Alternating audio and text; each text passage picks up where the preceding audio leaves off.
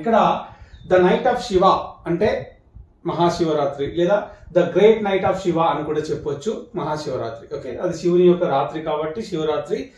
The holy union of Shiva and Parvati, వాళ్ళిద్దరి యొక్క ప్రేమ, ఒక పవిత్రమైన ప్రేమ కలయిక ఏదైతే ఉంటుందో దాన్ని మనం శివరాత్రిగా it is celebrated, right? So ఇక్కడ ఫాస్ట్ అంటే ఉపవాసం.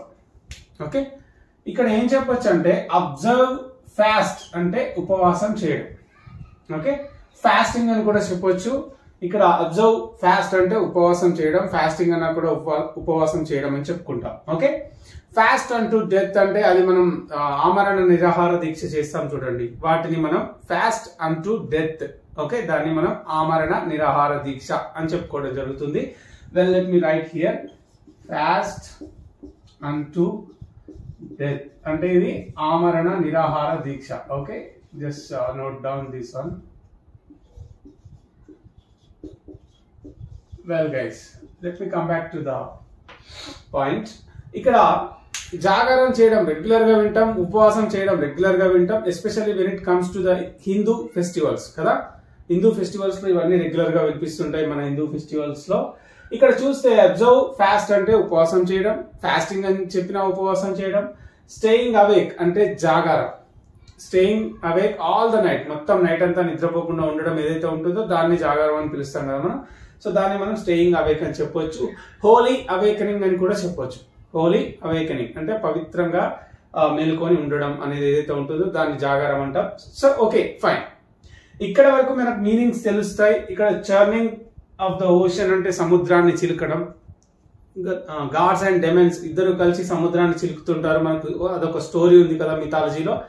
అలా చిలికినప్పుడు ఫస్ట్ విషం వస్తుంది, ఆ విషాన్ని శివుడు తాగి మొత్తం వరల్డ్ ని కాపాడుతాడని చెప్పుకుంటాం. దాన్ని మనం పాయిజనస్ ఎలిక్జైర్ అని చెప్తాం. పాయిజనస్ ఎలిక్జైర్ అంటే హాలాహలం, ఏదైతే విషం ఉంటుందో దాన్ని. యూజువల్ గా ఎలిక్జైర్ అంటే మాత్రం ఇండివిజువల్ గా అమృతం అనే మీనింగ్ వస్తుంది. పాయిజనస్ ఎలిక్జైర్ అంటే మాత్రం హాలాహలం, విషం ఏదైతే ఉంటుందో అది మనం చెప్తాము.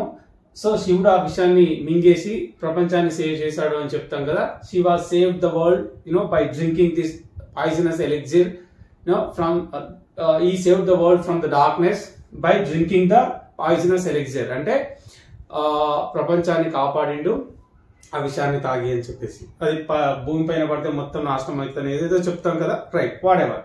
ఇక్కడ ఇవన్నీ క్లియర్ గా ఉన్నాయి. ఇక్కడ ఏమంటున్నా అంటే యూజువల్ గా devotees of Shiva usually stay awake on the knight of Shiva. అంటే శివరాత్రి రోజు శివ భక్తులు జాగారం చేస్తారు, ప్రతి సంవత్సరం చేస్తూనే ఉంటారు. కాబట్టి నేను ఇక్కడ సింపుల్ ప్రెసెంట్ టెన్స్ లో చెప్పడం జరిగింది. డివోటీస్ ఆఫ్ శివ భక్తులు స్టే అవేక్. స్టే అనేది వర్బ్ నెంబర్ 1.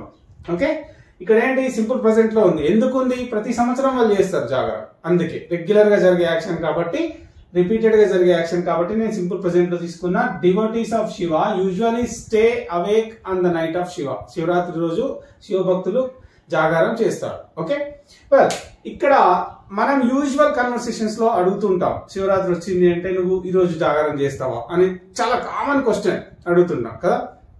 ఇవాళ నైట్ నువ్వు జాగారం చేస్తావా? Will you stay awake to night? Will you stay awake to night?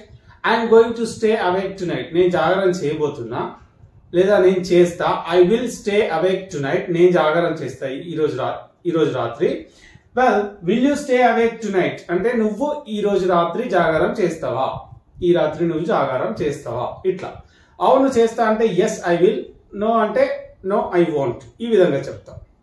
Well ఇక్కడ I stayed awake last year. నేను లాస్ట్ ఇయర్ జాగారం చేశాను అని చెప్పడానికి స్టేడ్ అనేది verb number 2 and verb number 3 కూడా స్టేడ్ అనే యూజ్ చేస్తాం. I stayed awake last year. ఇది ఎప్పుడో లాస్ట్ ఇయర్ జరిగిన విషయం కాబట్టి verb number 2 simple past tense లో తీసుకున్నాను. నేను జాగారం చేశాను. నువ్వు జాగారం చేసినవా లాస్ట్ ఇయర్ అని అడిగినప్పుడు did you stay awake last year? Did you stay awake last year అంటే నువ్వు పోయిన సంవత్సరం జాగారం చేసినవా అని అడుగుతున్నాను కాబట్టి. ఓకే, ఈ విధంగా ఉంటుంది. అట్లనే ఈజ్ షీ ఫాస్టింగ్ టుడే అంటే ఆమె ఉపవాసం చేస్తున్నదా ఈరోజు? ఇదే క్వశ్చన్ ఇంకోలా కూడా అడగొచ్చు. ఎలా?